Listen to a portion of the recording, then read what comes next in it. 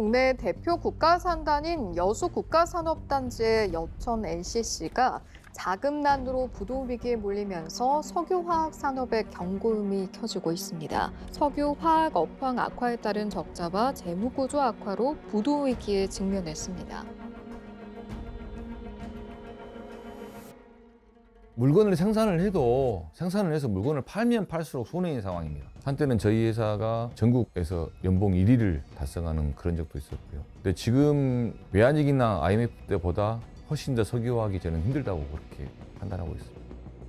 소음이라고 생각할 정도로 시끄러웠어야 되거든요. 지금은 너무 조용하고요. 좀 을씨년스럽다 정도까지 생각할 수도 있을 것 같아요. 많이 분위기가 다운됐다. 그렇게 느끼고 있습니다. 그런 축소로 인해서 현장에 몇십 년씩 일하시는 분들이 좀 떠나고 있는 상태거든요. 그래서 지금 굉장히 많은 위기감을 느끼고 있는 상태죠. 월세도 많이 내려갔는데도 불구하고 임대도 나와 있는 매장들이 많고요. 근근히 버티고 있는 정도의 상황입니다. 산업단지가 다시 활성화된다거나 그런 거는 어려울 것 같고. 석유화학 단지가 너무 안 좋아서 계속 이런 경기가 되면 정말 우리 자영업자들은 많이 힘들 것 같아요.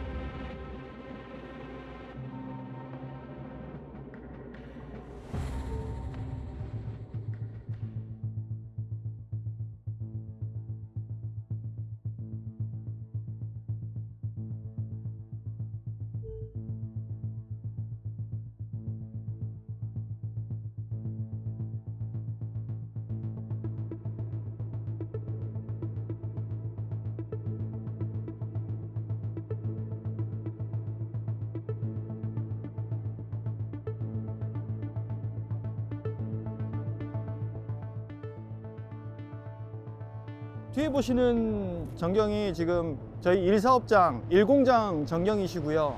이 시간에 현장 돌아다니면 차들도 많이 돌아다녔었고요. 그 다음에 여기저기 좀 소음이라고 생각할 정도로 시끄러웠어야 되거든요. 근데 지금은 너무 조용하고요. 제가 느끼는 바로는 좀 이렇게 말해도 되는지 모르겠지만 좀 을씨년스럽다 정도까지 생각할 수도 있을 것 같아요. 지금 너무 조용해서요. 제 기준으로는 많이 분위기가 다운됐다. 그렇게 느끼고 있습니다. NCC 공장이 1, 2, 3공장 3개가 있는데 그 중에서 지금 3공장은 셧다운이 돼 있고요. 1, 2공장으로 따졌을 때 지금 원래는 3공장을 끄면 크래킹 히터가 로드가 100% 이상이 돼야 돼요. 최대 한 105%, 106, 이 정도까지 많이 올라가는데 지금은 그 수치도 아예 90, 92 이 정도로 내려와 있기 때문에 1, 2, 3공장 평균으로 따졌을 때 한 73% 정도까지 내려와 있는 상황입니다.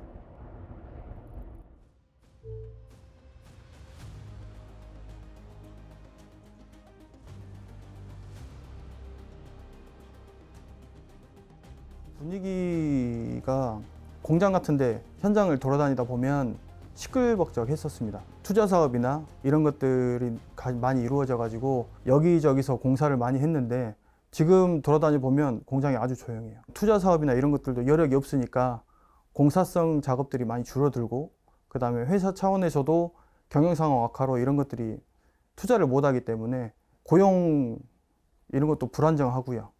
그렇기 때문에 지금 현재 많이 조용하고 조합원 분들도 많이 불안해하면서 농담도 못하고요. 웃지도 안 하고 계시고 공장만 안 죽이고 계속 이제 일만 계속 하시고 계시는 그런 느낌이 있습니다. 회식 같은 거나 이런 것들 거의 절반 이하로 줄었고요. 인원만 보더라도 제가 노동조합을 작년에 처음 시작했을 때 임직원 수가 1,100명이 좀 넘었거든요. 근데 지금은 890명이에요. 약 한 250명 가까이 줄었습니다. 이런 상황들이 계속 지속이 된다면 여수까지도 문제가 될 수 있지 않나. 여수 상권도 정부의 방향이나 지금 감산 이런 것 때문에 어떻게 될지 모르기 때문에 지금 인원을 안 뽑고 있어요. 한 250명 가까이 지금 인원 차이가 2년 새에 그렇게 났고요. 10명이서 근무하던 걸 최대 3명이서 근무하고 있는 부서도 있습니다. 10명이서 업무 로드가 이만큼인데 3명이서 그것을 쪼개서 일하고 있기 때문에 로드는 상당히 올라가 있고요. 저희도 좀 걱정스러운 게 이런 것들이 지금 안전에 혹시 사고도 날까봐 걱정을 많이 하고 있는 상황입니다. 지금 올해 초까지만 하더라도 인원을 계속 뽑아달라 요구를 했었는데 지금은 저희도 지금 말을 못 하고 있습니다. 어떻게 방향이 전환이 될지를 모르기 때문에 추이를 보고 있는 상황입니다.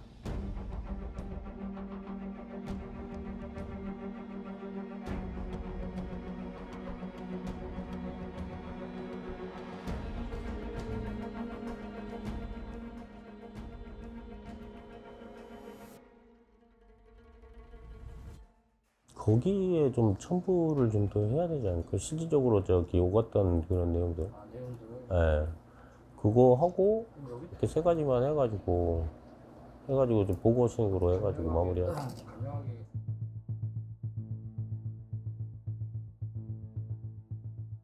경기가 좋을 때는 뭐 아마 다들 아실 것 같아요. IMF 시절에 보면 여수 산다는 IMF를 못 느꼈어요. 여수시만. 그때도 호황이었고 계속 호황을 누리다가 석가산업 불황이 오면서 뭐 공단에서 근무하시는 분들 회식, 그 다음에 야유회, 뭐 체육대회 이런 행사들이 지금은 전혀 이루어지지 않고 있고 저희 LG화학 같은 경우는 가장 최근에 SM 공장이 폐쇄를 지금 한 상태고요. 현장 공장 쪽에서는 라인 축소들이 지금 이루어졌던 사례들이 좀 있어요. 지금 LG화학의 MBS, 그다음 PVC, 그다음에 NCC 이런 사업부들이 지금 계속 축소를 하고 있는 상태고 그런 축소로 인해서 현장에 몇십 년씩 일하시는 분들이 지금 떠나고 있는 상태거든요. 그래서 지금 굉장히 많은 위기감을 느끼고 있는 상태죠. 지금 과거에는 여수 산단을 돌아보면 보편적으로 일반 사람들이 볼 때는 화려한 도시라고 이야기들을 많이 했었어요. 그만큼 공단에 들어가 보면 연기가 자욱했고 밤에 보면 굉장히 화려한 공장들을 볼 수 있었는데 지금은 공장의 연기도 안 날 뿐더러 공장들이 꺼져 있는 상태들을 지금 많이 보고 있거든요. 그래서 지금 많이 힘들다는 이야기들을 지금 하고 있습니다. 여수 산단이 지금 현재 신입사원 채용이 없습니다. 그리고 퇴직하시는 분들은 퇴직하는 걸로 끝나고 그 인원에 대해서 채워지는 그런 사례들이 없고요. 가장 최근에 NCC 지금 인원을 봤을 때 조합원 수로 봤을 때 한 700이 지금 넘었었는데 지금 500 정도를 지금 보고 있거든요. 그래서 가장 최근에 한 200명 정도 퇴직을 하고 그 자리를 떠났다고 보시면 될 것 같거든요. 대기업들은 어찌됐든 이 불황을 겪으면서도 전환 배치라는 이런 우선순위 제도가 있어요. 거기에 더불어서 명퇴나 아니면 뭐 희망퇴직 이런 것들을 하지만 그 밑에서 일하고 있는 하청 노동자나 플랫폼 노동자나 이런 일용직 노동자들은 그런 게 없거든요. 하루아침에 공장이 폐쇄되는 사안들이 발생했을 때 당연히 우리도 올 거다는 생각들로 계속 불안해하고 있고 고용 문제를 야기를 하는 부분들이 굉장히 지금 많이 있고 발생되고 있는 상태고 저희 지회에서도 그런 사례들을 계속 겪고 있어서 계속해서 불안에 지금 떨고 있는 상태죠.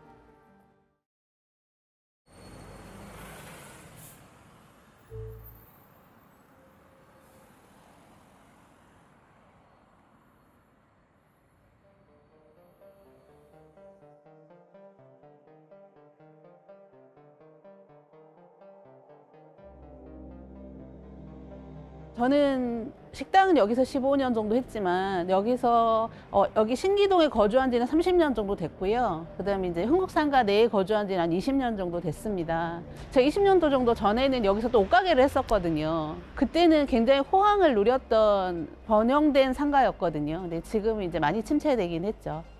한 2, 3년 전에 비해서 한 20, 30% 매출은 감소한 걸로 보이고요. 주요 타겟층이 아무래도 이제 한 5, 60% 이상은 산단에 근무하시는 분들이 많이 가족, 여천 산단에 근무하시는 분들이 거의 주 고객층이 많았죠.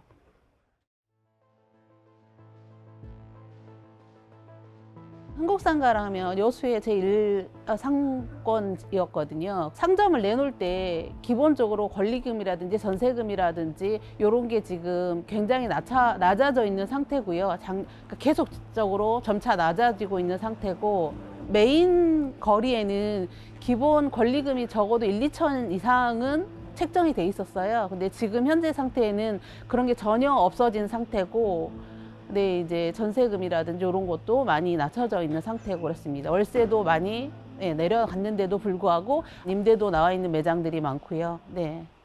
이제 고정비가 많이 나가다 보니까 지금 뭐 다른 노드 매장들도 마찬가지겠지만 무인 점포들이 많이 생기고 있고, 예전에는 주인과 같이 일하시는 점원분들이 한두 명씩 있었거든요. 그런데 지금은 그 매장의 사장님들 혼자서만 근무하는 1인 형태의 상점을 거의 다 유지하고 계세요. 이제 최소화를 시키는 거죠. 고정 비용들을.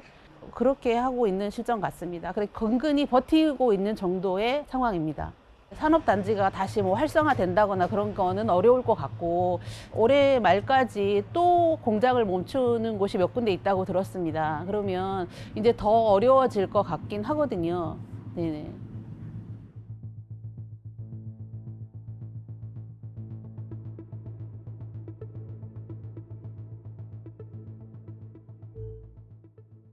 좀 상황 설명하고, 지금 이거는 현실적으로 좀 쉽지 않을 것 같으니까 차라리 이해를 시키는 게 더 나을 것 같아요. 네. 그 다음 거는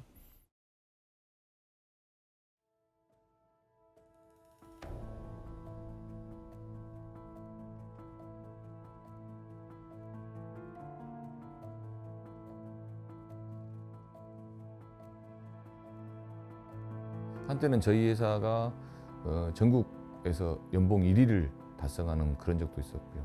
근데 지금 돌이켜 보면은 외환위기나 IMF 때보다 훨씬 더 석유화하기 저는 힘들다고 그렇게 판단하고 있습니다. 물건을 생산을 해서 물건을 팔면 팔수록 손해인 상황입니다. 이건 기본적으로 저희가 스프레드라고 표현을 하는데요. 흔히 우리가 말하는 마진이죠, 마진.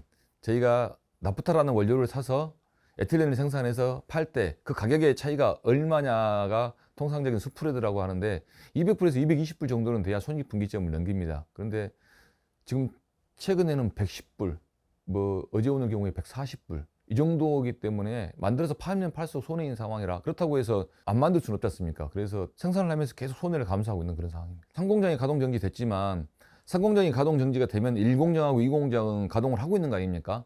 네, 통상적으로 저희가 이제 가동률이라고 표현을 하는데 100%에서 최고는 105%까지 생산을 하는데요. 지금은 90% 정도에서 멈춰 있습니다. 1, 2, 3공장 합쳤을 때 한 70% 정도밖에 못 돌리고 있다고 판단하시면 돼요. 그래서 3공장이 멈추고 있다고 해서 1공장이 완전한 상태로 돌아가는 것도 아니다. 그래서 그런 생산량까지도 전부 감소되고 있기 때문에 상당히 어렵다고 봐야 되는 게 맞는 것 같습니다. 4년간 1조 원 정도의 적자가 나타나고 있고요. 저희 회사뿐만이 아니고 대부분의 석유화학 회사들이 그렇습니다. 특별하게 스페셜티를 만들지 않는 회사들은 대부분 그렇다고 보시면 될 거고, 그렇게 되면 결국 이제 신입사원들에 대한 채용 자체가 줄어드는 거고요. 채용이 줄고 또 회사에서 영업이익을 달성하지 못하기 때문에 회사에 쓰는 경비가 줄어들 거고요. 임금에 대한 인상률이 줄어들 거라서 전체적으로 산단에 있는 노동자들의 호주머니가 얇아지면 얇아질수록 여수시 경제에 미치는 영향은 그만큼 클 수밖에 없고요. 여수 사회의 상부부터 제일 아래에 힘든 어려워서 도움을 받고자 하는 분들까지 전부 같이 피해를 보고 있다고 생각하시면 될 것 같습니다. 자기 공장이 어떻게든 간에 없어진다거나 아니면 생산이 중지되는 거는 그분들한테는 거의 일의 터전을 잃는 것과 똑같은 거고, 그 공장이 세워지면 결국 다른 데로 전환 배치되거나 아니면 직장을 잃게 되는 경우인데 상당히 심각하게 다가오죠. 그래서 기타 어려운 석유화학의 문제 때문에 지금 현재 저희 회사로는 한 2년에 100명 이상이 지금 회사를 뭐 자연 감소 또는 이직으로 그만둔 상태고요. 젊은 직원들은 직장을 떠날 수밖에 없는 그런 상황이 지금 계속 도미노식으로 벌어지고 있습니다.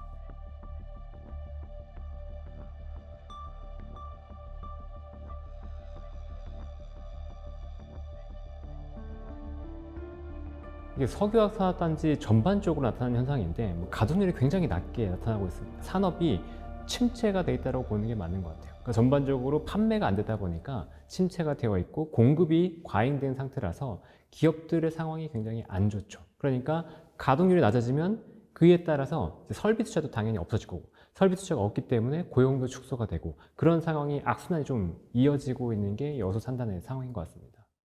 여천 NCC 공장이 지금 보면 총 228만 5천 톤 규모입니다. 1공장, 2공장, 3공장을 합해서. 근데 3공장 규모가 한 47만 톤 규모인데 워낙 이제 상황이 안 좋다 보니까 47만 톤 공장을 셧다운을 했었어요. 아예 가동을 중단했었다가 12월 주말 사이에 발표가 됐는데 3공장을 아예 폐쇄하는 걸로 발표가 됐습니다. 그래서 3공장은 이제 가동하지 않고 남은 1, 2공장을 최적화해서 돌린다고 발표했는데 그와 동시에 나온 게 뭐냐면 여천 NCC의 공장을 롯데케미칼 공장과 총폐합할 수 있다라는 얘기가 나온 거죠. 그래서 3공장은 이제 폐쇄돼서 운영하지 않는다라고 보면 될 것 같습니다. 이제 가동률만 본다고 하면 롯데케미칼 같은 경우는 24년에 한 81% 정도의 가동률을 보였었거든요. 근데 올해 상반기에 60% 중반까지 내려왔고 LG화학 같은 경우에는 그래도 좀 비슷합니다. 83%에서 한 81%대. 그리고 금호석유화학도 합성수지 같은 경우는 60%에서 50%대로 내려왔고요. 여천지 NCC 같은 경우에도 가동률이 굉장히 내려와서 DL과 하나그룹이 같이 이제 합작해서 만든 회사잖아요.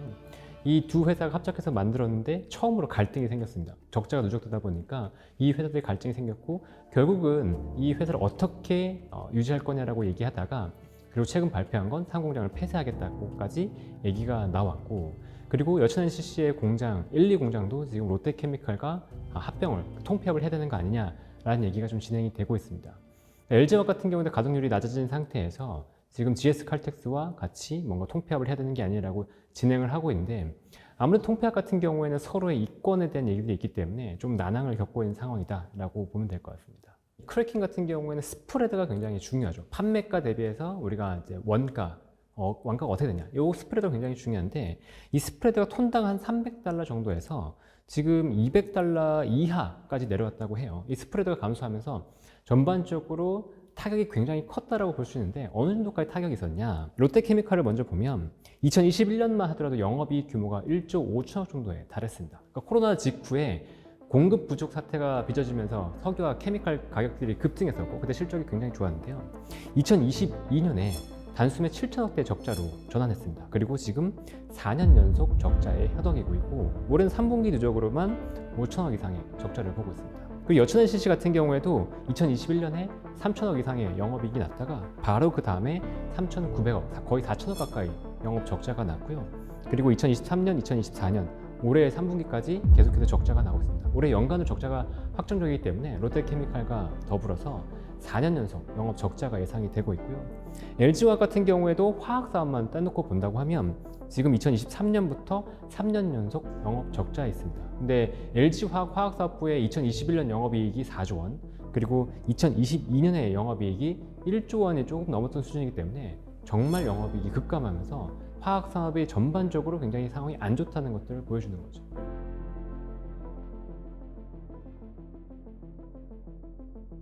예, 대표적으로 우리나라 이 석유화학의 빅4라고 하는 LG화학, 롯데케미칼, 그리고 하나솔루션, 금요석유화학 요 4개 회사의 영업이익을 보시면 될 것 같은데요.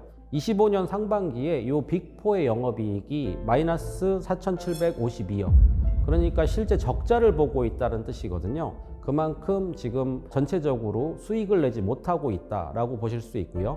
문제는 앞으로의 전망도 그렇게 좋지 않다라는 게 앞으로 이 우려되는 점이라 할 수 있습니다.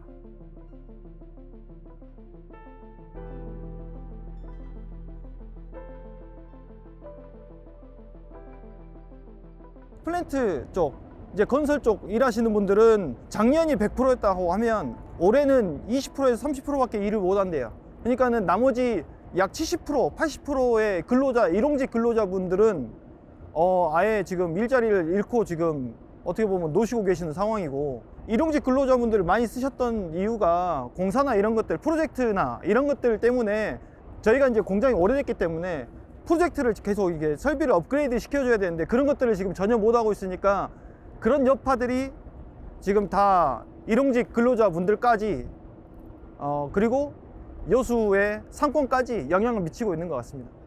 그러니까 플랜트 쪽이 굉장히 타격을 입었다고 말씀을 드렸는데 이게 고용 종사자로 파악을 하면 훨씬 더 충격이 좀 크실 거예요. 2023년만 하더라도 여수 산단의 플랜트 건설업 종사자가 15,000명대. 근데 2025년 1월에 1,780명. 그러니까 거의 10분의 1 토막이 났습니다. 그 정도로 지금 건설 쪽이 굉장히 침체를 겪고 있다는 거고, 사실은 건설이 돌아야지 돈이 굉장히 잘 돌거든요. 근데 이 건설 쪽에서 돈이 막혀 있다 보니까 여수의 전반적인 돈의 흐름은 굉장히 강하게 경색되어 있다고 볼 수 있는 거예요.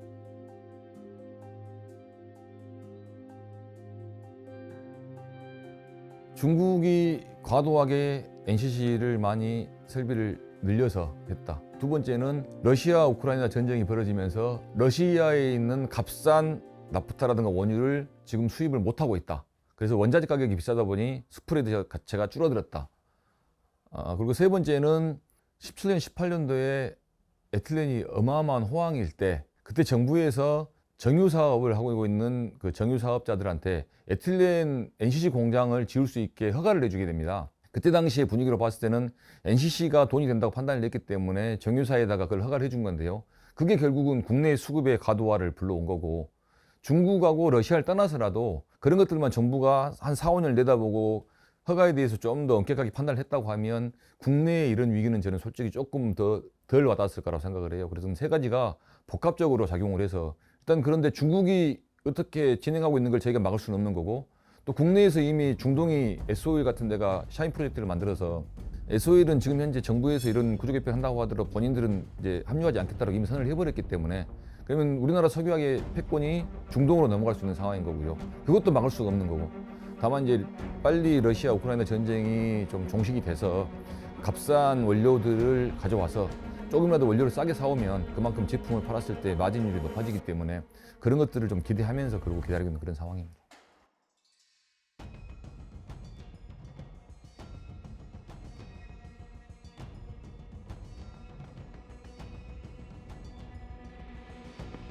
보통은 석유화학 산업이 안 좋을 때는 이게 사이클의 영향이라고 얘기를 하거든요. 아무래도 석유화학은 장치 산업이기 때문에 이 장치의 가동을 높이거나 줄이는 게 한계가 있어요. 그러니까 수요에 따라서 공급은 이렇게 보통은 정체돼 있다 보니까 수요가 왔다 갔다 할 때 당연히 산업의 사이클이 생기기 마련이거든요. 근데 지금은 사이클이 좀 다릅니다. 지금은 공급이 예상보다 더 크게 들어오면서 수요가 증가한다고 하더라도 그 이상의 공급이 들어온 상황인데, 크게 두 가지라고 볼 수 있어요. 첫 번째는 중국이 석유화학 산업을 자급하면서 중국 내부로 수출하던 우리나라의 물량이 감소했죠. 그러면서 자기의 수요를 넘어서는 공급이 나오다 보니까 이게 오히려 외부로 나오고 있는 상황이거든요. 그러니까 우리나라 석유화학에 당연히 타격을 입은 상황이고, 여기에 플러스로 나온 게 뭐냐면 중동 쪽의 COTC입니다. 그러니까 COTC가 뭐냐면 쉽게 우리나라는 원유를 수입해서 이걸 가지고 나프타를 분해해서 납사 크래킹을 하거든요.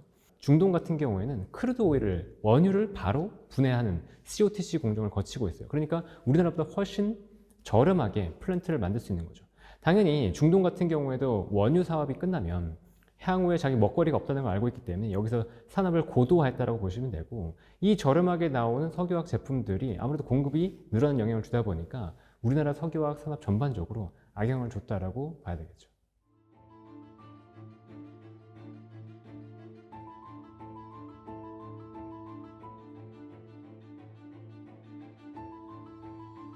중국이나 중동, 미국 등에서 새로운 설비 증설이 굉장히 많이 일어났어요. 이러다 보니까 생산량이 수요를 초과하는 공급 과잉 상황이 온 것이고요. 두 번째로 이 중국이 설비를 증설하면서 우리나라가 석유화학 수출이 중국 시장에 굉장히 의존하고 있었습니다. 근데 중국의 자금률이 올라가게 된 거죠. 그런 만큼 우리나라가 수출할 수 있는 공간이 적어졌다라고 볼 수 있습니다. 대표적으로 2010년에 우리나라 중국 수출 비중이 47.8% 정도 됐거든요. 근데 2023년에는 이 비중이 37.3%까지 떨어졌습니다. 중국은 1인당 플라스틱 사용량으로 본다면 아직 낮은 수준이었어요. 그러니까 우리나라 이 업계들도 앞으로 중국이 플라스틱 사용량이 더 늘어날 것이다. 그러니까 앞으로 중국이 계속 수입량이 증설을 하더라도 어느 정도 수입량이 있겠구나라고 생각을 했는데 중국의 자금률이 굉장히 빠른 속도로 상승했습니다. 이런 만큼 위기의 원인이 됐다라고 볼 수 있을 것 같고요. 그런 만큼 우리가 수출 물량이 줄어드니까 가동률이 떨어지는 거죠. 그만큼 회사의 이익이 줄어드는, 보통 석유화학 단지에서 설비에서 가동률이 한 85% 정도 되면은 효율성이 높다, 이렇게 판단하고 있는데요. 지금 현재 2023년부터 25년 사이에 가동률이 80% 초반, 그리고 27년에는 75% 정도까지 떨어질 것으로 예상하는 결과들도 있습니다. 그만큼 우리나라의 설비의 효율성이 떨어지고 있다는 점이고요. 한편으로는 구조적 취약성도 있을 것 같습니다. 우리나라가 전체적으로 범용 제품의 비중이 큰데요. 흔히 말하는 에틸렌의 비중이 크다라고 볼 수 있습니다. 이런 범용 제품이 비중이 집중되어 있다 보니까 상대적으로 이 원가 경쟁력이 약화되면서 이 범용 제품들이 가장 크게 영향을 받고 있다. 고부가 제품으로의 전환이 좀 늦었다, 이렇게 평가할 수도 있을 것 같습니다. 기업의 변화는 새로운 투자가 있어야 되고 연구개발이 있어야 되는데 그만한 자금력이 있는가, 그만한 재원이 충분한가라는 측면에서는 그만큼 수익성이 좋지 않았으므로 투자할 여력도 부족한 것이라고 생각할 수 있거든요. 그런 만큼 정부가 이 길을 이끌어 간다면 좀 선제적으로 지원하는 이런 모습도 좀 필요하다라고 생각합니다.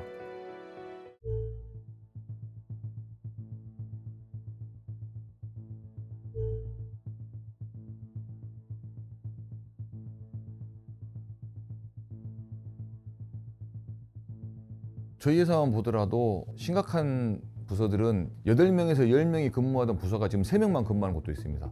그러면 그건 뭐 치명적으로 안전에 위협을 느끼게 될 수밖에 없는 거고요. 뭐 일주일에 몇 명씩 계속 지금 아직도 회사를 떠나고 있는 그런 상황인데, 어떻게 될지 모르겠지만 지금 3공장이 아닌 다른 공장이 하게 된다면 좀 심각한 사안으로 다가올 수 있거든요. 가만히 있는 인원보다 움직이는 인원이 더 많아질 수 있는 상황입니다. 그렇게 되면은 구조조정은 필수적으로 올 수밖에 없다고 저희는 조합은 생각을 하고 있기 때문에 고용 안정이 최우선이라고 보고, 워낙 지금 뭐 석유화학이 어렵다는 이유 하나만 지금 뭐 이야기를 하다 보니까 저희들이 어디다 하소연할 수가 없는 게 지금 실정이거든요. 현장의 목소리를 전혀 안 들어주고 있기 때문에 고용 불안은 계속 될 거라고 보고 있고요. 주변 사람들이 얘기하는 것만 봐도 지금 여수 산업단지 큰일 났다. 실제로 여수 산단에 이제 취업이 어렵다고 느껴지게 되면서 다른 지역에도 이제 눈을 돌려야 되지 않을까 하는 마음입니다. 요즘 공단이 너무 경기가 안 좋잖아요.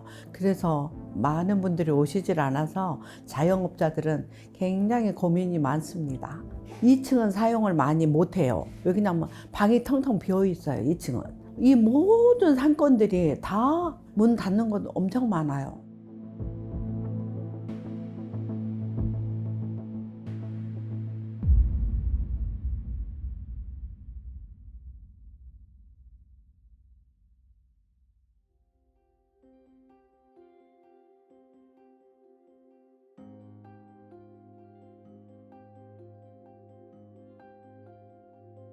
기본적으로 석유화학은 사람이 안전이라고 하거든요. 그래서 인원이 얼마만큼 확보가 됐느냐가 안전을 판단하는 척도이기도 합니다만은 저희 회사만 보더라도 기존 2년, 3년 전에 저희 회사의 기존 인원에 비해서 심각한 부서들은 8명에서 10명이 근무하던 부서가 지금 3명만 근무하는 곳도 있습니다. 그러면 그건 뭐 치명적으로 안전에 위협을 느끼게 될 수밖에 없는 거고요. 그런 것들이 결국은 저희가 고용이 불안하기 때문에 다른 곳으로 떠나는 거고요.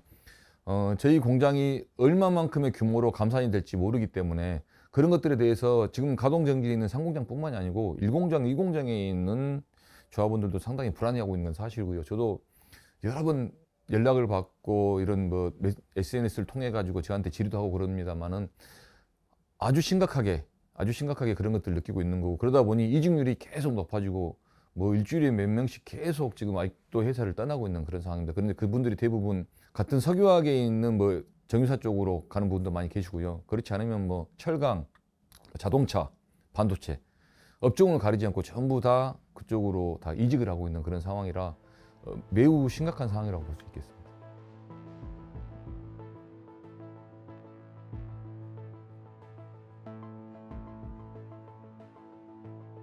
지난 12월 2일 날 석유화학 특별법이 이제 통과가 됐는데 거기에서 이제 저희가 가장 중요하게 볼 것은 고용 안정이지 않습니까? 근데 이 부분을 지키고 최소한으로 했으면 좋겠습니다.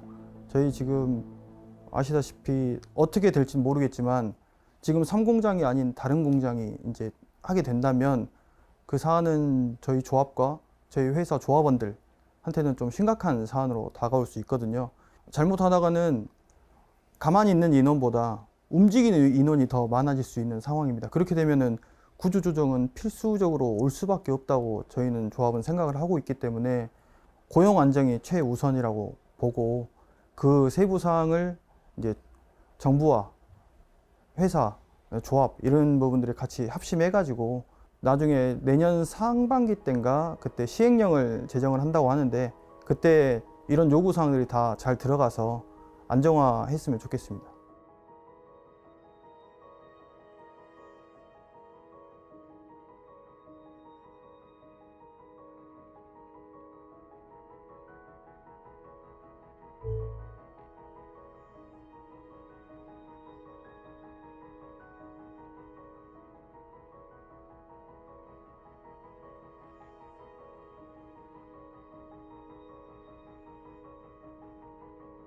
솔직히 말씀드리면 고용이죠. 솔직히 여수 산단 내에 사내하청이라는 노동자들이 노동조합 단체를 만들고 나서부터 계속 주기장창 이야기하는 거는 다른 게 아니었어요. 고용이라는 단어를 계속을 주기장창 저희들은 논하고 있거든요.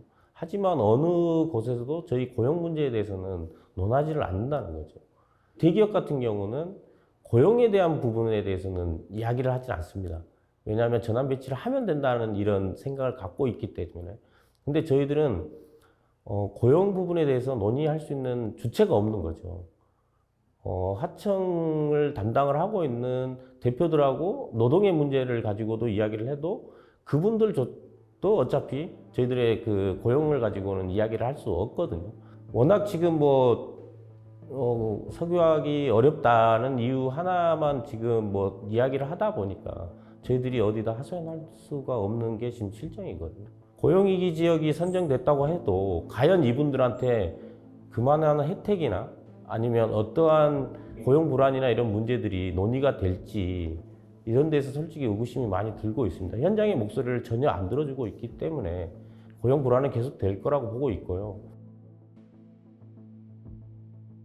그러니까 원청이라고 하는 대기업의 사업이 어려워지면 우선적으로 물감이 줄어드는 건 하청 사업입니다. 하청 쪽에서 당연히 고용 감축이 먼저 일어날 수밖에 없는 거고요. 그리고 정비와 보수 플랜트 전반적으로 일자리가 줄어든다 보면 이 중소기업이 전반적으로 사업이 위축될 수밖에 없죠. 이 위축이라고 하는 건 당연히 고용의 감소를 얘기하는 거고요. 부품과 소모품 같은 경우도 굉장히 많을 텐데 이게 발주 취소도 굉장히 많을 거고 당연히 원청도 어렵다 보니까 단가 인하 압박 같은 경우도 굉장히 심한 상태. 그러니까 전반적으로 이 중소기업들의 어떤 밸류체인이 좀 무너지고 있는 상태가 되고 있다라고 확인할 수 있는 거죠. 석유화학 전체가 구조 개편을 하기 때문에 어떻게든 고용을 안정시키는 것이 저희는 첫 번째 목표고요. 그런 것들이 보장된 상태에서 감산이라든가 구조 개편이 이루어지는 것에 대해서는 굳이 우리가 반대를 하거나 그렇게 해서는 안 된다.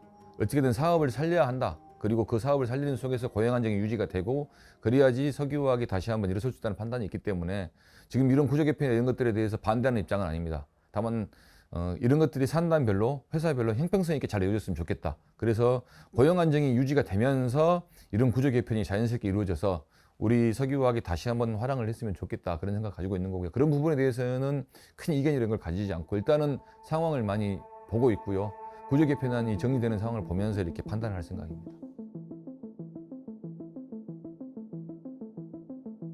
만약에 지금 구조 개편이 없는 상태에서 그냥 끌고 가겠다라고 한다면 뭐 이건 치킨 게임처럼 되겠죠. 그러니까 서로 그냥 물량을 계속 뽑아낼 텐데 이렇게 되면 당연히 가격은 계속 낮은 상태에 있을 수밖에 없고 적자가 계속 이어질 텐데 이 적자가 이어지는 것들을 감당하기 어려울 겁니다. 그러면 결국 채권을 발행한다거나 뭔가 유상증자를 한다거나 그런 식으로 버틸 수밖에 없는 상황이라서 이 회사들도 선택을 해야 되는 거죠. 계속 이렇게 끌고 가는 것은 불가능하다라고 얘기하는 거고 일단 감사는 어쩔 수 없이 먼저 조치를 해야 돼요. 돌려봤자 지금 계속 적자를 나니까 이걸 돌리는 걸 멈춘 상태에서 화학 제품들의 가격이 올라가길 기대해야 되는 거거든요. 이제 일본도 구조조정이 들어갔고 중국도 구조조정이 들어갔고 우리나라도 이제 구조조정이 들어가고 있으니까 이에 따라서 감산이 이루어진다고 한다면 전반적인 감산이 이루어지고 있기 때문에 가격이 반등할 수 있다는 기대를 그래도 좀 가질 수 있는 거죠. 가격이 반등만 한다고 한다면 뭐 적어도 숨통은 트이니까 감산으로 인해서 매출액 자체는 감소할 수 있어도 수익성은 적어도 턴어라운드 할 수 있는 국면이 된다라고 볼 수 있는 건데 지금 상황이 계속 되냐라는 전제에서 본다면 굉장히 어려워질 겁니다. 근데 이거를 타개하고자 하는 노력들이 분명히 존재하기 때문에 조금은 개선의 여지는 있다고 보고 있고요.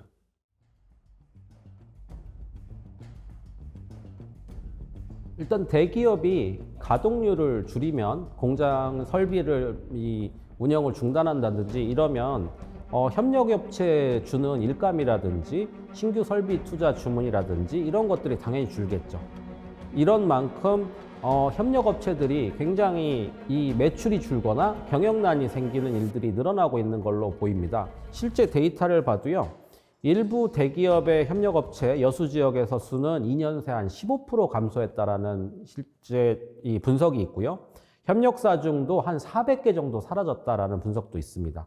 그만큼 실제 여수 전체의 생태계, 석유화학 생태계가 대기업부터 연결돼서 후방의 기업들로도 이 연쇄 효과가 일어나고 있다라고 보실 수 있을 것 같고요. 일감이 줄면 그만큼 사람이 안 필요한 거니까요. 실제 대규모 감원이나 고용 불안에 대한 얘기가 지금 흉흉하게 돌고 있다라고 보시면 될 것 같습니다. 여수 산단 내 전체 이 기업 종사자 수를 본다면 1년 사이에 한 5천 명 정도 감소한 걸로 나타나거든요.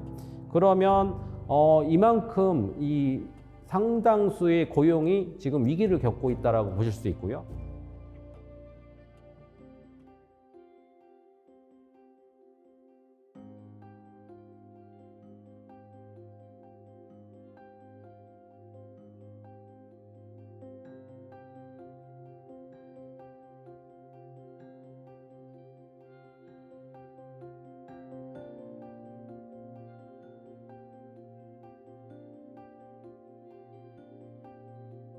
제가 21년 됩니다.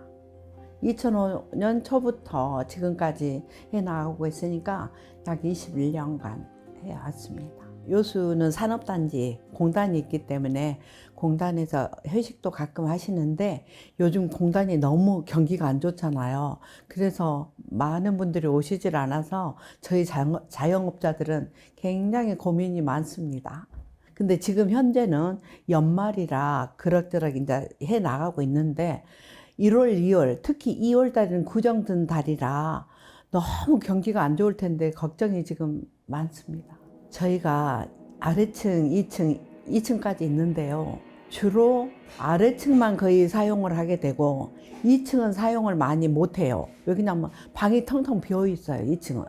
그래서 2층까지 꽉 차야 되는데 저희가 잘하게 되려면. 근데 지금은 거의 아래층만 하고 2층은 지금 비일 때가 많아요.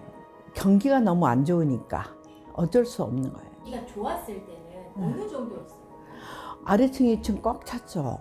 꽉 차고 직원들이 뭐 아래층도 많고 2층도 많고 주방에도 많고 그런데 점점 인원을 줄여갔어요. 점점 줄여나가면서 지금도 요즘도 인건비가 많이 올랐잖아요. 그러니까 경기는 안 좋은데 인건비는 올랐고 되도록이면 다 모든 상가들이 인건비는 줄여가는 상태예요. 석유화학 단지가 저조하게 됨으로써 이 모든 상권들이 다 저조에 죽어가고 있어요. 그리고 문 닫은 집도 많고 새로 생기는 것도 많은데 문 닫는 것도 엄청 많아요. 우리 여수 산단이 경기가 안 좋다 보니까 이 모든 분들이 또 광양이니 울산이니 타 지역으로 많이 빠져나가요. 그러면 여수시가 인구가 줄어들잖아요. 앞으로 무슨 정말 적극적인 대책이 있어야 될 것 같고요. 그래야지 우리 여수시가 인구도 늘어날 것 같고 그렇습니다. IMF 시절 때부터 보면 여수는 계속 호황이었어요. 실질적으로 회식이나 뭐 이런 것들을 봐도 자리 잡기가 힘들 정도로 굉장히 좋았었어요. 근데 지금은 그렇지 않은 게 사실인 것 같고, 예전에는 평일 저녁이어도 식당들이 거의 다 많이 차고 그랬거든요. 요즘에는 근데 거리가 너무 조용해요. 예전에 느꼈던 그 분위기하고 지금 분위기하고는 확연히 차이가 나고 있습니다. 상당히 많이 줄었죠. 일단 뭐 비용이라든가 호주머니가 얇아져서 줄어든 것도 있지만 이 분위기라는 게 있습니다. 지금 우리가 이렇게 어려운 상황 속에서 뭐 회식을 하고 술잔을 기울이거나 식사를 할 수 있는 분위기 자체가 안 되기 때문에 스스로들 많이 의기소침해서 안 나가는 경우도 있고요. 지역 경기는 아주 불황이라고 봐야 됩니다. 그래서 어려워진 건 사실이고 회식이 줄어든 건 확실히 사실이고요. 그런 것들에 대한 대응책이 빨리빨리 나와서 다시 지역이 좀 살아날 수 있었으면 좋겠습니다.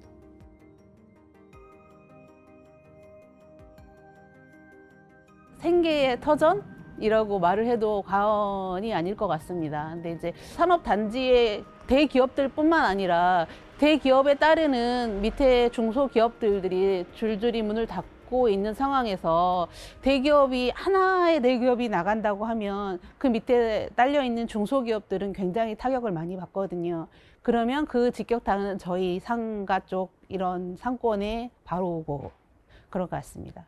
흥국상가는 여수에서 제 자부심에는 제일 큰 상가라고 할 수 있는데요. 그 정부와 여수시에 좀 바라는 점이 있는데, 만약에 이제 이 산단이 자꾸 문을 닫는다고 해서 손을 놓고 있을 게 아니라 그 산단을 활용할 수 있는 뭐 다른 공장이라든지 다른 기업을 유치시켜서 빨리 좀 재활성화 시켜서 빨리 우리 저 상권에도 도움이 될 수 있는 그런 상황이 됐으면 좋겠습니다.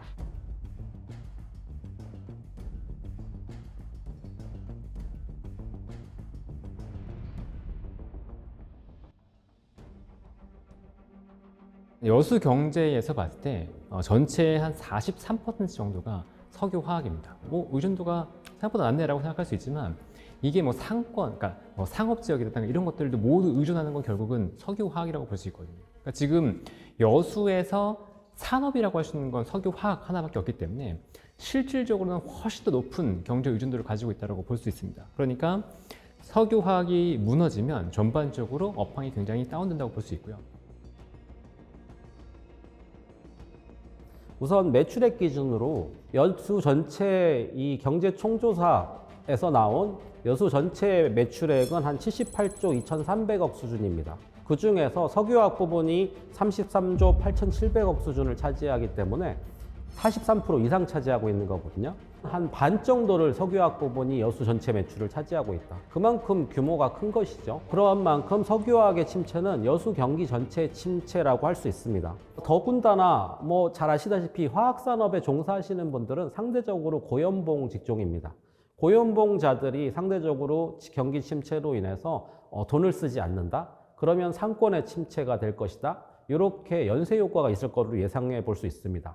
지금 주목되는 지표 중에 하나가 여수 경제가 얼마나 상권이 지금 얼마나 어렵다 하는 지표 중에 하나가 여수 원도심의 소규모 상가 공실률을 보시면은 12.9% 정도였거든요.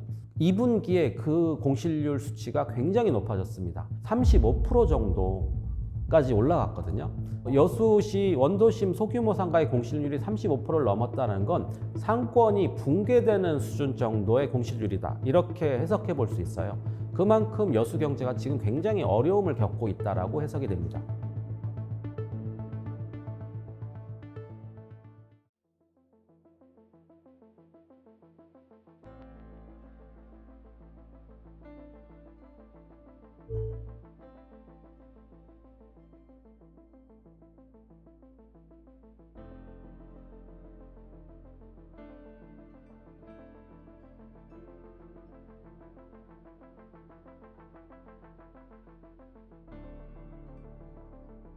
저는 전남대학교에서 석유화학 소재공학을 전공하고 있고요. 현재 4학년 학부생으로서 진로는 이제 대학원 진학을 목표로 하고 있습니다. 대학원에 진학하게 된 계기는 제가 학부연구생을 하면서 연구와 굉장히 잘 맞구나 싶어서 지원하게 되었지만은 주변 제 동기나 선배들을 보면은 산단에 취업을 하지 못하니 이제 석사 학위를 소지한 후에 연구자로 취직을 하기 위해서 그렇게 대학원에 진학하는 사례들도 종종 있었습니다.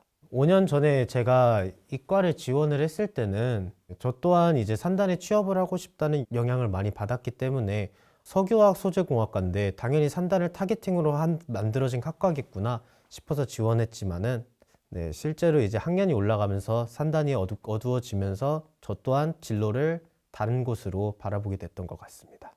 그때 당시에는 여천 NCC가 여수에서 가장 유명하고 가장 크고 그런 회사이기 때문에 여천 NCC 혹은 정유회사 쪽을 저도 생각을 했었던 것 같습니다.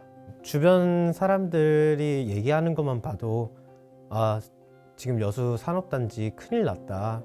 실제로 매출도 굉장히 많이 떨어져가지고 적자를 계속 보고 있는 상황이고 산단과 연계한 인턴 기회나 아니면은 학생들이 취업을 준비를 함에 있어서 석유화학은 잠시 좀 눈을 내려놓는 그런 추세입니다. 지역 대학생들에게는 이제 특히 화학공학이나 신소재공학을 전공한 학생들은 당연히 산단이 여수에 남은 마지막 이제 취업을 할 수 있는 마지막 공간이었고요. 근데 산단 분위기가 이렇게 어둡다 보니 학생들이 이제 외부로 시선을 많이 돌리고 있는 추세입니다. 제가 저학년일 때는 금호석유화학이나 롯데케미칼 그리고 GS 칼텍스까지 해서 굉장히 현장 체험 학습도 많이 다니고 했는데요. 그때 아무래도 동기부여를 받고 저렇게 멋있는 기업에 취업하고 싶다라고 생각해서 특정 회사를 딱 노리고 지원하는 학생들이 많았었는데 그렇지 못하고 다른 곳에 눈을 돌리게 되니까 취업 준비하는 학생들에게도 굉장히 혼동이 있었습니다. 제 개인적인 마음으로는 이제 수도권이나 타 산업으로 이동하는 게 맞지 않을까 싶습니다. 여수에 이제 남고 싶은 마음은 많지만은 실제로 여수 산단에 이제 취업이 어렵다고 느껴지게 되면서 다른 지역에도 이제 눈을 돌려야 되지 않을까 하는 마음입니다. 폴리프로필렌을 그냥 생산을 했었다면은 이제 고분자량 폴리프로필렌을 생산을 한다거나 아니면은 좀 더 비싼 재료들을 우리나라는 기술력이 좋으니까 기술력으로 경쟁을 하기 위해서는 좀 더 비싼 제품을 훨씬 더 많이 만들어서 생산을 해야 된다고 생각합니다. 어렵다는 건 압니다. 중국의 이제 값싼 인건비 때문에 물건들도 많이 나오고 재료가 절대적으로 값쌀 수밖에 없지만은 한국의 기업들이 이제 서로 힘을 뭉쳐서 이 어려운 상황을 풀어가야 되지 않을까라고 저는 생각을 합니다.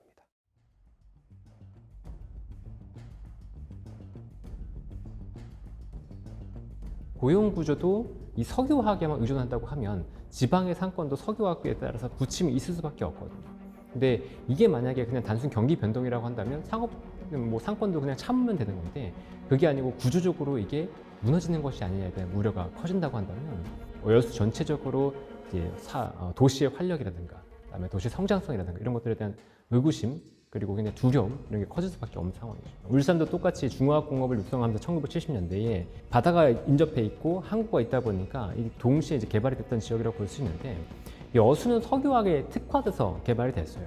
그리고 울산 같은 경우에는 자동차와 조선, 석유화학이 같이 이제 발달을 했기 때문에 어느 산업이 약간 침체를 겪는다고 하더라도 울산은 또 버틸 수 있는 체력이 있었거든요. 근데 지금 여기 여수 같은 경우에는 석유화학에 대한 의존도가 지나치게 높다 보니까 석유화학이 힘들어지니 굉장히 어려워진 도시가 돼버린 거죠. 그러니까 대체 산업에 대한 준비가 미리 되어 있었으면 나았을 텐데 이 후방 산업의 연결이 좀 적어요. 석유화학을 만들었으면 석유화학 제품 가지고 뭔가 다른 제품으로 바로 연결했으면 훨씬 유리할 텐데 울산 같은 경우에는 자동차 부품사들이 석유화학 제품들을 바로 사용해서 쓴다고 볼 수 있잖아요. 그런데 여수 같은 경우는 그런 게 좀 부족했다. 그래서 가장 큰 충격을 받고 있는 게 이제 여수나 대산 산단이다라고 보면 될 것 같습니다. 지금까지 우리나라 석유화학이 침체를 겪은 원인들을 종합해 본다면 경기 순환적 움직임으로 보기에는 좀 부족한 면이 있다라고 판단이 되긴 합니다.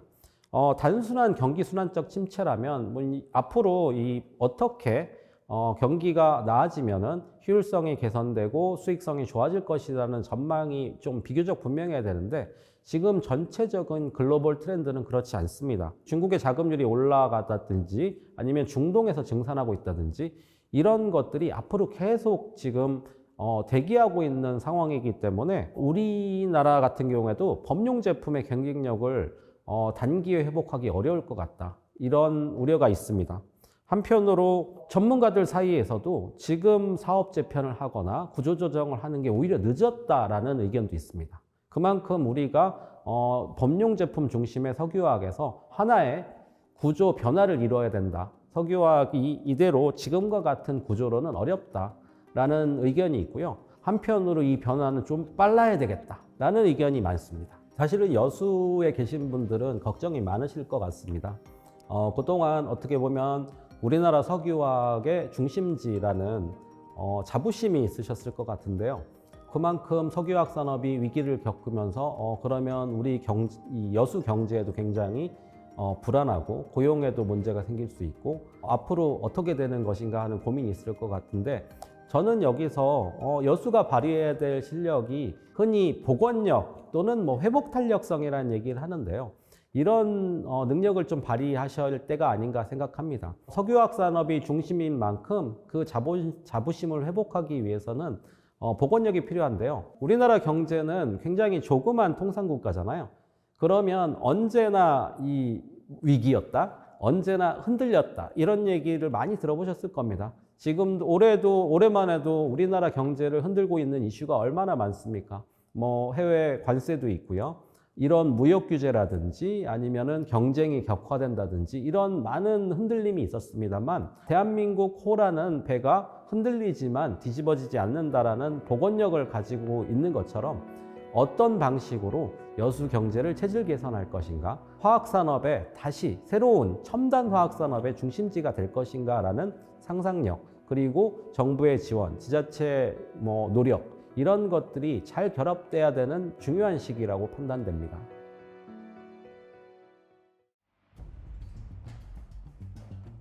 정부는 에틸렌 공급 과잉 해소를 위해 최대 370만 톤 규모 NCC 감축 목표를 설정했습니다. 여수, 대산, 울산, 산단 중심으로 재편이 추진됩니다. 여천 NCC 재편안에 3공장 47만 톤 폐쇄와 롯데케미칼 여수 공장 123만 톤 중 하나 추가 폐쇄가 포함됩니다. 최소 137만 톤에서 최대 170만 톤 감축이 가능합니다. 제가 2014년에 올 때는 광양에 살았었거든요. 근데 그때까지만 해도 여수 산단이라고 하면 뭐 나라의 심장 같은, 그 다음에 여수뿐만 아니고 전남 동부권을 지역 경제를 포스코와 함께 책임지고 있는 그런 산단으로 지금 인식을 많이 했었어요. 그래서 사람들이 좀 회사 다닐 때도 뭐 자부심을 가지고 많이 다녔었는데 지금은 많이 줄었죠. 무조건 없어져서는 안 될 필수적인 그런 이미지라고 생각합니다. 입사를 하고 싶어서 계속 노력을 했었고요. 그러면서 저도 한 3번째 입사 지원서를 내가지고 합격을 해서 왔는데 그때 당시까지만 해도 제가 여천 LCC 여기 회사에 합격했다고 하니까 친구들 이제 전화나 와가지고 어떻게 들어갔냐고 그러면서 많은 축하나 이런 것들 받았는데 요즘에는 제가 전화를 좀 피하고 있습니다.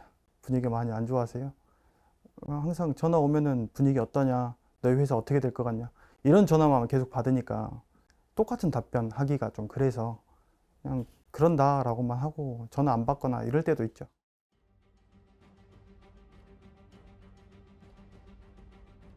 석유화학 산업은 거슬러 올라가면 올라갈수록 아주 오래전부터 지속되었던 사업인데 하지만 절대로 없어져서는 안 되는 산업입니다. 저희가 입고 있는 의류부터 시작을 해서 뭐 쓰는 칫솔, 면도기 모두 다 고분자 소재들이 들어가고 석유화학의 기반이 되는 전부 다 석유화학 기반에서 나오는 재료들인데 이 산업이 계속해서 확장은 되지 못하더라도 절대 없어져서는 안 되는 산업이라고 중요한 산업이라고 저는 생각을 합니다.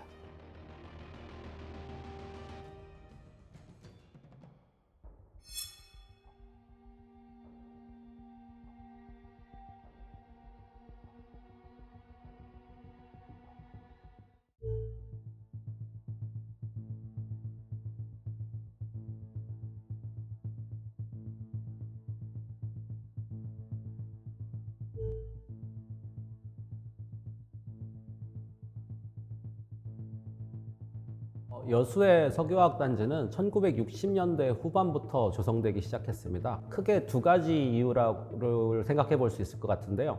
첫 번째 이유는 정부 주도의 중화학공업 육성이라는 이 산업 육성 정책의 이유가 하나 있었을 거고요. 그런 면에서 여수가 입지 여건 면에서 괜찮았다. 바다를 끼고 있고 그다음에 대규모 이 산업단지 조성이 용이한 지역이었다라는 이유가 있을 것 같고요. 두 번째로는 지역 균형 발전의 이유도 있습니다. 당시에 울산이 먼저 조성이 되고 호남 지역에는 공업화가 좀 덜 진행됐었잖아요. 그래서 당시에 박정희 대통령도 호남에 좀 공업단지가 필요하다라는 입장을 밝힌 적이 있었습니다.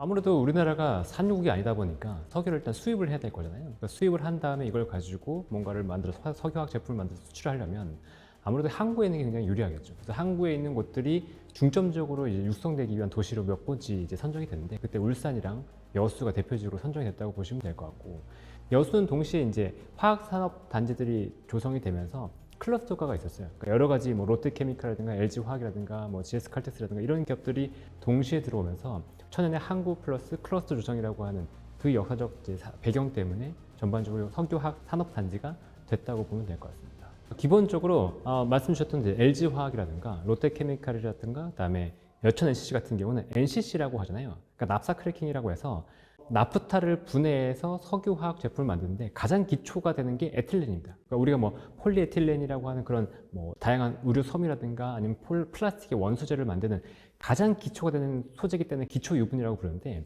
그거를 생산을 해요. 납사 기반으로 에틸렌을 만드는데 보통 이제 중국에서 하고 있는 것도 이 NCC 크래킹 또는 ECC라고 해서 에테인 가지고 크래킹을 하거든요. 근데 납사는 원유를 가지고 하는 거고 에테인 같은 경우는 천연가스를 기반으로 합니다. 근데 이 천연가스가 미국에서 개발이 됐죠. 셰일가스가 개발이 되면서 이 에테인이 굉장히 싸졌어요. 근데 우리나라는 NCC 공정이 있다 보니까 에테인이 싸지면서 중국 대비해서 가격 경쟁력을 잃게 된 거죠.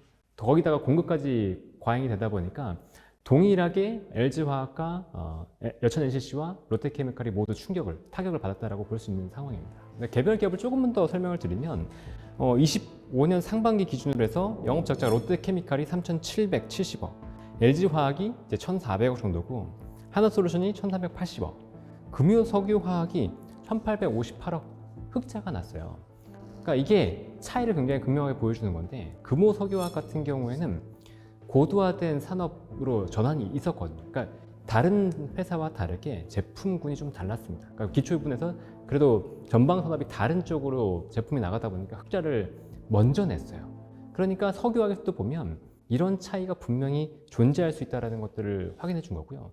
여기에 극명하게 대비되는 게 여천 NCC입니다. 그러니까 여천 NCC 같은 경우에는 위기를 키운 요인이 뭐였냐면 합작회사잖아요. 하나와 DL이 합작을 해서 만들었기 때문에 이 두 개 회사의 목적은 그냥 자기 회사들의 일단 원재료를 안정적으로 공급하는 게 첫 번째였고요. 그 다음에 수익이 나는 족족 그냥 회수하는 게 주 목적이었습니다. 그러니까 수익이 나면 배당을 통해서 돈을 다 가져왔죠. 그럼 여천 NCC에는 돈이 남아있지 않잖아요. 이 말은 무슨 말이냐면 재투자가 굉장히 없었다는 거예요. 기초유분 쪽으로 남아있고 재투자가 없고 정밀화학 쪽으로 이행되지 못하다 보니까 지금 구조 개편 상황에서 그러니까 지금 같은 이제 공급이 초과된 상황에서 가장 타격을 심하게 보고 지금 가장 먼저 부도 소리 나왔던 얘기가 나왔던 게 여천 NCC일 수밖에 없었다는 거죠. 그러니까 앞으로도 우리가 이제 주의해서 봐야 될 건 뭐냐면 배당은 물론 좋습니다. 기업이 배당을 잘하고 주주의 환원도 잘하는 것도 좋지만 이 기업이 어느 정도 그 현금을 가지고 지속적으로 성장할 수 있는 모멘텀을 만드는 것도 굉장히 중요하다는 걸 이제 금호석유화학이나 여천 NCC를 통해서 확인했다고도 할 수 있는 거죠. 롯데케미칼 같은 경우는 기초유분을 생산하는 거기 때문에 여천 NCC와 좀 비슷하다고 볼 수 있는데 LG화학은 그래도 좀 다르죠. LG화학은 아까 뭐 기초화학 부분에서 적자가 컸다고 말씀드렸지만 다른 사업부도 있거든요. 그리고 지금은 분리가 됐지만 LG 에너지솔루션이라고 하는 2차 전지 사업부도 키웠고요. 그러니까 이렇게 기업들이 어떻게 전략을 가지고 확장해내냐에 따라서 또 회사의 미래가 달라질 수 있는 거죠.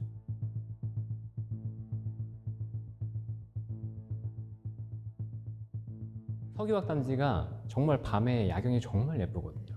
근데 그걸 반대로 얘기하면 뭐냐면 석유화학 단지가 24시간 불이 꺼지지 않는 그런 도시의 상징이었어요.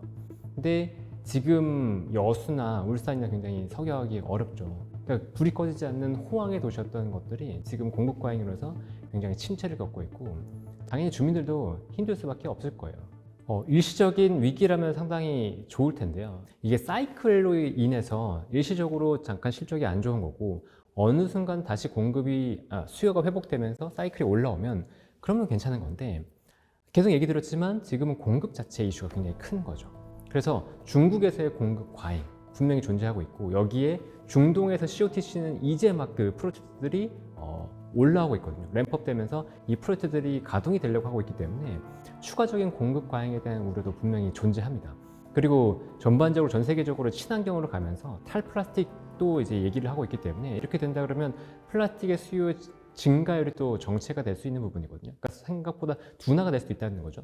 그러면 이 현재 상황은 수요는 생각보다 둔화가 되는데 공급은 과잉 상태다. 그러니까 이건 구조적으로 변하는 것이 일시적인 경기의 변동으로 인한 것은 아니다라고 확인할 수 있는 거죠. 그래서 이 상황을 탈피할 수 있는 방법은 한 가지밖에 없습니다. 구조 조정밖에 없고요. 일본 같은 경우에도 대규모 구조 개편에 이미 들어갔고요.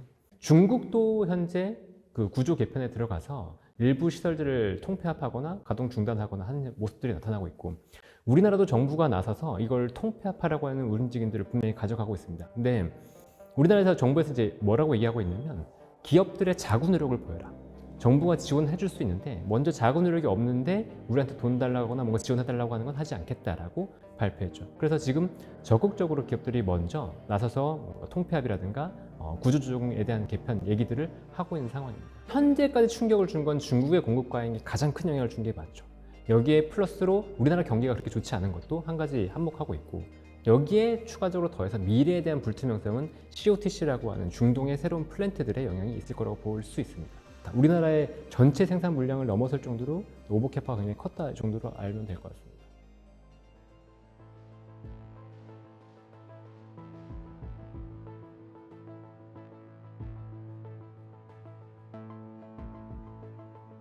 석유하기 어렵다는 것에 대해서는 정부든 기업이든 노조든 간에 전부 다 동의하는 상황이고요. 그렇게 하다 보니 지금 큰 저항이 없는 상태에서 계속 이런 자구안들이 만들어지고 있는 상황입니다. 그래서 첫째든 둘째든 노동조합에서는 일단은 고용 안정이 이루어져야 된다. 그 속에서 구조 개편이 이루어지는 것들이 타당하고요. 그렇게 해서 구조조정을 하게 되고 이렇게 전환 배치를 한다든가 이런 과정들 속에서 최대한 직원들의 목소리가 반영이 돼서 그런 것들이 반발 없이 이루어져야 된다. 어떻게든 간에 구조 개편에 뛰어들거나 아니면 앞장서 하는 기업에 대해서는 정부에서 충분한 세제 혜택이라든가 아니면 다른 부가적인 그 기업에 대한 것 대출이라든가 이런 부분에 대한 완화들 그리고 여신이나 이런 것들에 대해서 좀 더 신경을 써주고 기업 활동에 무리가 없도록 그래서 그 기업 활동에 무리가 없이 돌아가면 결국 거기서 고용되어 있는 노동자들한테도 불이익이라든가 아니면 위기가 오지 않을 거기 때문에 이런 전체 사업을 살릴 수 있는 그런 정부의 정책이 필요하고요. 그런 것들을 기업만 떠안지 말고 그런 혜택을 받게 되거나 그런 것들이 됐을 때 노동자들한테도 다시 내려줄 수 있는 그런 선순환이 됐으면 좋겠습니다.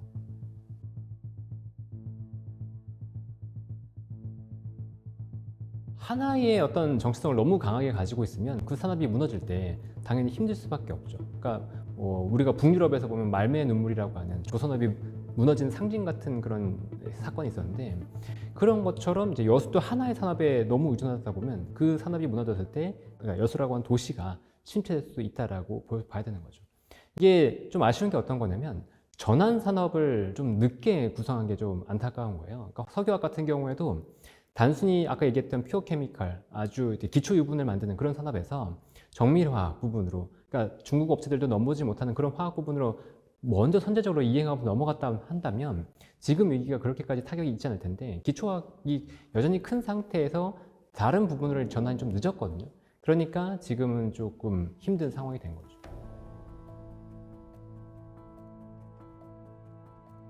사실 우리나라는 특정 산업 중심으로 산업단지가 집약하면서 그게 우리의 장점이기도 합니다. 예를 들면 뭐 울산에 이 조선산업이 발달했다든지 아니면 울산이나 여수 같은 곳에 석유화학 산업이 발달했다든지 이런 것들로 이 산업이 집적하면서 그 도시도 성장하고요.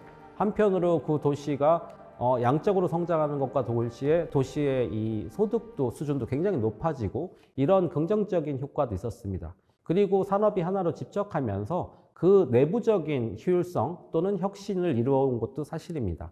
한편으로 그게 침체가 올 때는 구조적으로 취약하다라는 약점이 있는 거죠. 뭐 대표적으로 오늘 말씀드리고 있는 여수의 사례뿐만 아니라 과거에 우리가 경험해 왔던 바가 이미 있습니다. 예를 들어서 경남 거제라든지 울산 동구라든지 그리고 지금 포항 그리고 여수와 같은 사례와 같이 산업 집중도가 매우 높은데 특정 산업 집중도가 매우 높은 지역에서는 그 산업이 침체를 겪게 되면 상권, 경제, 도시의 활력 모든 부분이 이 구조적인 문제로 나타나고 있는 거거든요. 여기에서 사실 답은 모르겠어요. 사실 어떤 도시에게 그러면 그 산업 의존도에서 탈피해서 다른 거를 하세요라는 것이 비교적 분명하냐? 꼭 그렇지만은 않다는 겁니다. 집중도가 높다고 해서 침체의 영향을 받는 구조적 원인이 된 건 사실이지만 대안도 거기에 있어야 될 것 같아요. 그러면 그 산업이 과연 이제 과거에 우리나라가 석탄을 더 이상 사용하지 않는 이런 체제에서 바꿨던 것처럼 완전히 구조조정돼서 사라질 산업이냐 아니면 새로운 모습으로 변모할 것이냐라는 고민이 중요하다고 생각합니다. 그렇게 본다면 석유화학 산업 같은 경우에는 좀 더 체질 개선이 필요한 것이지 석유화학 산업 집중도를 없애서 도시가 새로운 모습으로 바뀌어야 된다는 것은 굉장히 좀 다른 얘기인 것 같습니다.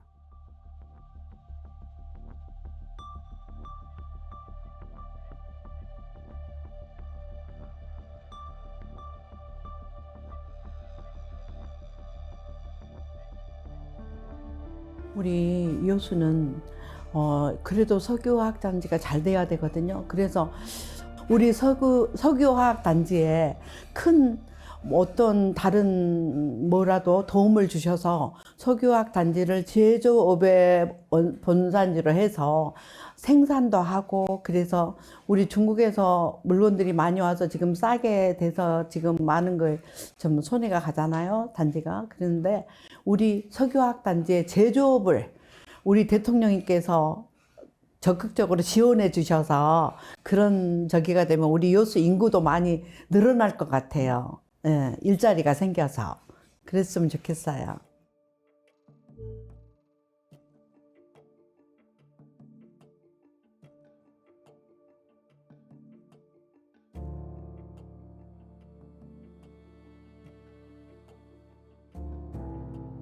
여수시나 정부에 바라는 점이 있다면 지금 계속 문을 닫고 있는 산단들의 어려움을 봐서라도 지금도 늦지 않았으니까 기업이나 공장들 유치해서 더 활성화될 수 있는 여수 산단이 될 수 있었으면 좋겠습니다. 그러면 저희 상점가나 저희 그 여수시 지역 주민들도 좀 잘 살 수 있도록 많이 만들어질 것 같습니다.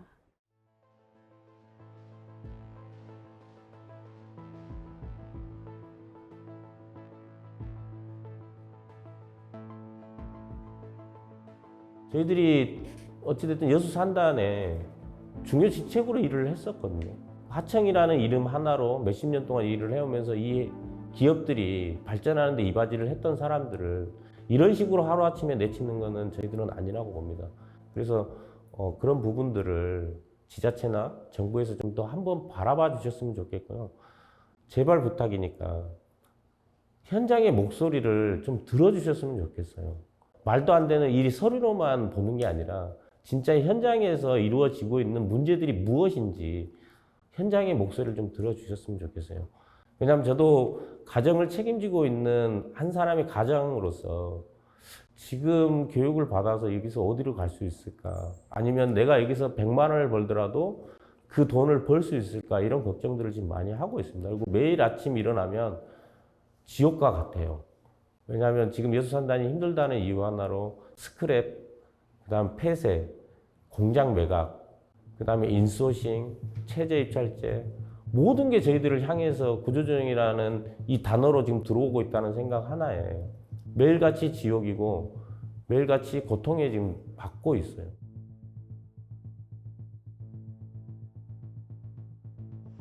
정부가 정한 석유화학 구조 조정안 제출 시한인 연말을 앞두고 업계가 조정안 제출을 마무리했습니다.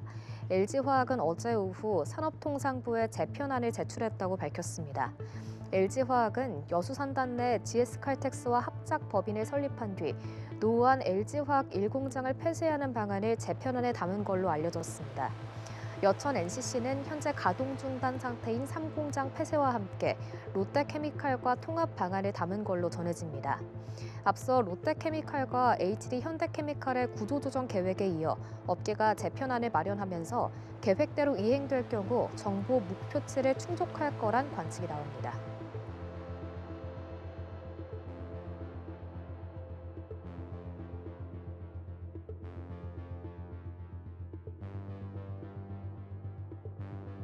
자구안이 제출이 되고 내년 초에 어떤 방향으로 감산을 이루어질지 모르기 때문에 지금 계속 보고 있는 상황으로 그 이후에 어떤 방향이 나오면 저희도 이제 그때 부족한 부분에 대해서는 목소리를 더 크게 내서 가려고 생각 중입니다. 정부에서 일단 기본적으로 이번 그 구조 개편의 3가지 원칙 정도를 얘기를 했는데, 첫 번째가 감산을 통한 생산량의 수급 조절, 두 번째는 재무 건전성 확보, 세 번째가 고용 안정을 기본적으로 유지하라는 게 정부의 정책이었고요.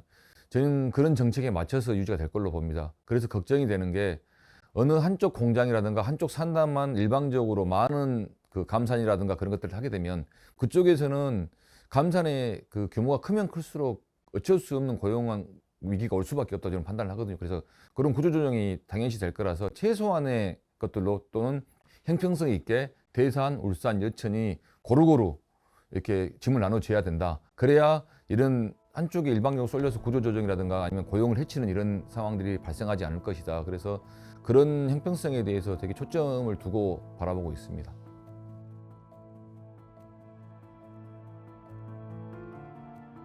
여수산단 석유화학 대기업들을 상대로 시설을 감축하라든지 아니면 사업을 통합하다든지 법인을 인수합병을 하라든지 이런 것과 같은 구체적인 구조조정 방안을 내라라고 이렇게 요구하였습니다.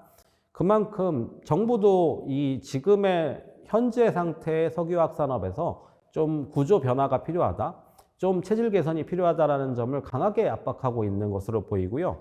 이런 와중에 여천 NCC 같은 경우에는 가동 중단하고 있는 3공장을 영구 폐쇄하는 방법, 이런 방안을 고민하고 있는 걸로 알려져 있고요.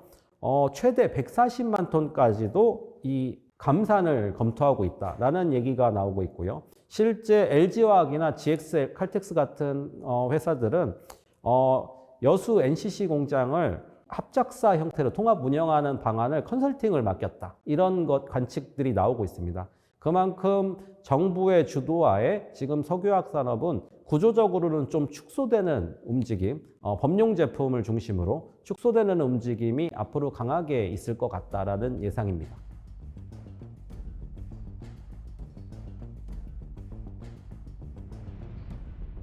일단 정부는 이 산업의 사태를 정확하게 파악해야 되는 건데 일단 제대로 파악을 하고 있는 것 같습니다. 정부도 이 상황이 만약 일시적인 문제라고 한다면 나서지 않을 텐데 지금은 우리 IMF 때처럼 적극적으로 나서고 있어요. 통폐합이라든가 적극적인 구조적 개편을 해라.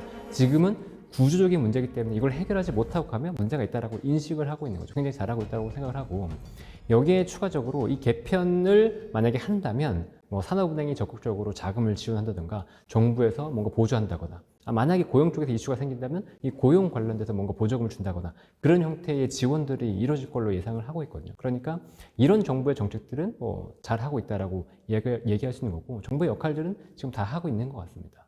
저는 정부나 여수시에서 적극적으로 이 여수를 또 살리기 위한 방안들을 만들어 주셨으면 좋겠습니다. 그러니까 지금의 단순히 석유화학이 아니고 울산 같은 경우에 그래도 조금 대체를 하고 있거든요. 대표적으로 예를 들면 이 석유화학에서 나오는 부생수소를 활용해서 수소산업으로 적극적으로 전환시키고 있잖아요. 그러니까 미래산업에 대한 대비를 하고 있는데 여수 쪽에서도 이 석유화학 플랜트의 어떤 기술력이라든가 그 노하우 이런 걸 기반으로 해서 다른 산업으로의 전환 이런 것들도 적극적으로 좀 모색을 해주셨으면 좋겠고요.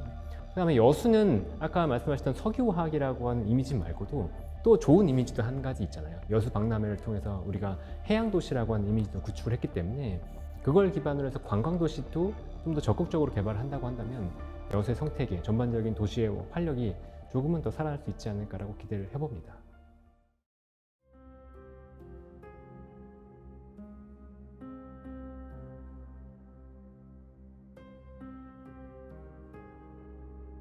그래서 정부 주도의 지금 체질 개선에 나서게 돼서 우리가 가야 될 방향이 무엇이냐라고 보면 될 것 같습니다. 우선은 첫 번째는 사업 구조가 좀 더 이 고도화될 필요가 있습니다. 기존의 범용 제품 NCC라는 범용 제품 위주에서 벗어나서 자동차, 전자라든지 이런 첨단 산업에 활용되는 이 고기능성, 흔히 스페셜티라고 하죠. 이런 제품 위주로 좀 변화해가는 움직임도 필요하고요. 한편으로 친환경이나 녹색 부분에 대한 투자도 필요합니다. 이 친환경 제품, 예를 들어서 재활용 플라스틱이라든지 바이오 플라스틱이라든지 이런 부분에 대한 투자 또는 CCUS 이런 산업에 대한 투자가 필요한 부분이 있을 것 같고요. 한편으로 그런 과정들을 받쳐주기 위해서는 과감한 연구개발도 필요합니다. 마지막으로 이런 과정은 정부의 지원이 필요해요. 이렇게 보시면 될 것 같습니다. 지금 석유화학사들이 굉장히 수익성이 좋지 않은데 투자할 여력이 충분한가? 변화할 수 있을 만한, 변화라는 거는 그냥 마음으로 하는 게 아닙니다. 기업의 변화는 새로운 투자가 있어야 되고 연구개발이 있어야 되는데 그만한 자금력이 있는가? 그만한 재원이 충분한가라는 측면에서는 그만큼 수익성이 좋지 않았으므로 투자할 여력도 부족한 것이라고 생각할 수 있거든요. 그런 만큼 정부가 이 길을 이끌어 간다면 좀 선제적으로 지원하는 이런 모습도 좀 필요하다라고 생각합니다. 금융투자로 돈 벌기 쉽지 않으시죠? 그런데 불가능한 것도 아니죠. 글로벌 IB 트레이더의 눈으로 본 더 넓은 금융의 세계, 그들의 투자의 기술 정말 궁금하지 않으십니까? 여러분들을 응원합니다.